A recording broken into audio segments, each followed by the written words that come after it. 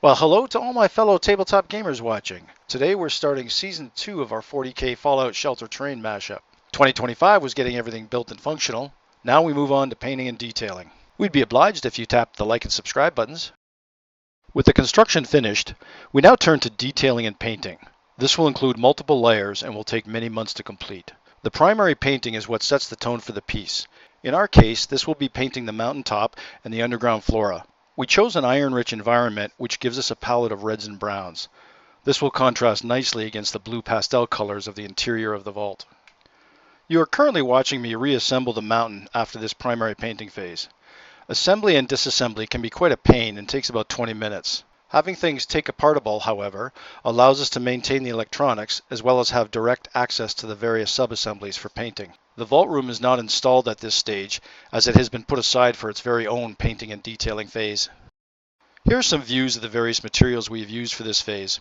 Although we swear by Vallejo paints for miniatures, most terrain is painted using deco art paints that you can get at any dollar store. A variety of aggregates are used and are also available at most dollar stores. Static flock and reindeer moss were picked up from Amazon. Researching soil horizons gave us some really good ideas on how to model the underground areas.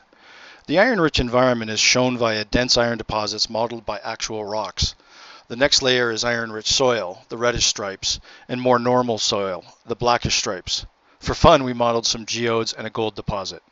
To create a bunch of variety, some of the vault walls were exposed which have some fungus growing on them. Overall, you will see foliage that fades from green to red-pink. This represents flora being radiated by the leaking conduits. In the lore of the piece, it was this leak that got detected by the Imperium. We obviously need a mole rat nest, so we built one on the west side of the mountain. The actual mole rats were purchased from Odysseus, as well as some smaller rats from Greenstuff World. We will see those later as we get to the next layer of detail. It seemed intuitive that rad roaches would be attracted to the leaking radiated fluids. We also have the rad roaches from Odysseus. There will be a couple dozen infesting the leaky pipes area on the east side. This area also has some industrial piping from the GW Sector Mechanicus sets. Given that these are 40,000 years old, they are pretty decrepit and none of the electronics work on them. The mountaintop was painted in the same iron-rich colors, but they are a bit more vibrant due to them being above ground. Additionally, the iron soil veins have been eroded and is represented by the blacker areas of soil having been removed, creating a channel look. The idea is that the denser iron deposits are harder to erode than conventional soil.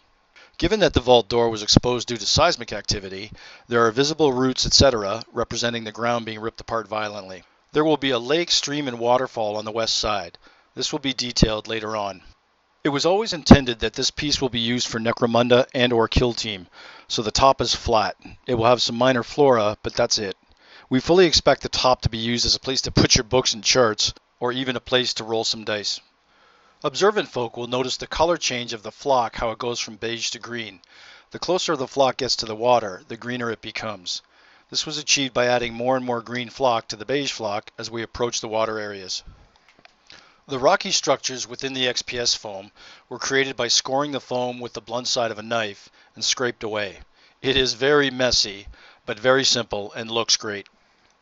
The last bit of detail on this phase was to add the various reindeer moss, roots, and fungus. There is a lot more detail to add, but we are quite pleased with this first pass of painting and detailing. With this phase done, we will now move on to the water and or the vault room, depending on which parts arrive first. Let us know in the comments what you think or if there's anything else you would like to see. Thanks for sticking with us. The Emperor wishes you a lovely day.